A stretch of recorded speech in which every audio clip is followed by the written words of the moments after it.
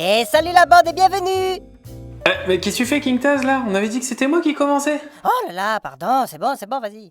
Alors, bonjour à tous les amis, on se retrouve aujourd'hui pour un nouvel épisode d'Ecofuté. Si vous regardez cette émission, déjà merci de nous suivre, et ensuite cela signifie que vous êtes des gens connectés. Connecté à Internet, oui! YouTube, Instagram, Facebook, TikTok, ça n'a pas de secret pour nous, les écofutés! Oui, mais comme nous allons le voir, et contrairement à ce que certains peuvent penser, être à fond dans le numérique, ça n'est pas forcément écologique. Donc aujourd'hui, on va voir 4 conseils pour un numérique responsable. Conseil numéro 4! Oh, mais King Taz, mais on avait dit là, c'est moi qui annonce les conseils. Oh là là, mais quelle diva! C'est bon, vas-y, annonce! Merci. Alors, conseil numéro 4, pensez à ménager votre téléphone. Ah où mon téléphone? C'est tout pour moi! Ah oui, carrément? Bah je fais tout avec! Je regarde des vidéos, je upload mes parodies, j'envoie des mails, je partage des photos de tout ce que je mange, de mes vacances, de Noël, je peux même contrôler mon drone avec. Oui, on a compris. Et ben justement, tout ça, ça a une empreinte carbone importante et ça consomme beaucoup d'énergie. Ah oui, j'avoue, mon téléphone il est toujours déchargé. Et ben pour éviter cela, déjà pensez à fermer ou désinstaller les applications que vous n'utilisez pas sur votre téléphone. Débranchez le Bluetooth quand vous ne vous en servez pas, idem pour la géolocalisation, la connexion Wi-Fi ou la 4G, ça évitera de vider la batterie pour rien. Et de bombarder votre cerveau d'ondes électromagnétiques aussi. De plus en plus de téléphones proposent également des modes économie d'énergie, bien pratiques pour mettre en veille les fonctions non essentielles du téléphone, comme la luminosité de l'écran par exemple. Oh là là, mais moi je sais pas si je peux me passer de toutes ces applications téléphone, hein. Imagine, je rate une notification ou un like sur une de mes photos. Bah dans ce cas, c'est peut-être que tu es addict au numérique. Genre. Si, le numérique, ça peut vraiment être une drogue.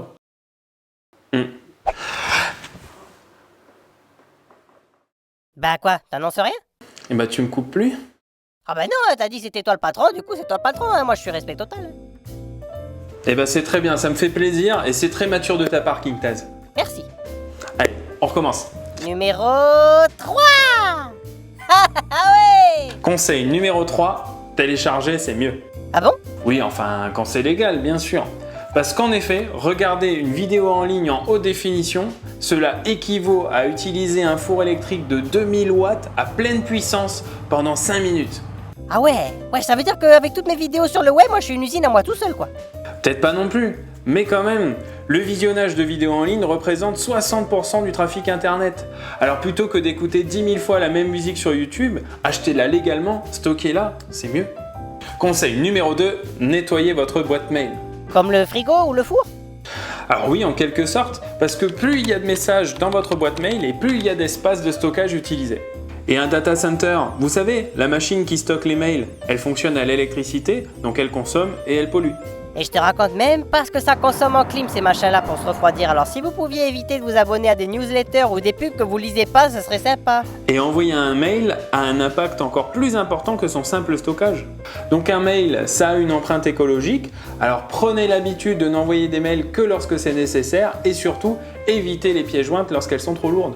Conseil numéro 1, prenez soin de votre matériel. C'est la priorité number one pour réduire l'impact du numérique sur l'environnement. Tout à fait, car nous sommes trop nombreux à avoir pris l'habitude de voir les ordinateurs ou les téléphones portables comme des objets de la consommation courante.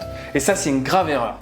De leur production à leur fin de vie, les smartphones, tablettes et ordinateurs ont un impact considérable sur l'environnement, notamment avec l'extraction de métaux rares, et on est bien placé en Nouvelle-Calédonie pour le voir chaque jour avec l'extraction du nickel. Aujourd'hui, ces équipements représentent 47% des émissions de gaz à effet de serre générées par le numérique. Il est donc vital d'utiliser son matériel numérique, quel qu'il soit, de façon raisonnable et durable. Or en France, par exemple, 88% des gens changent de téléphone alors que celui-ci fonctionne encore. Conclusion, avoir le dernier truc numérique à la mode, c'est pas écolo. Voilà.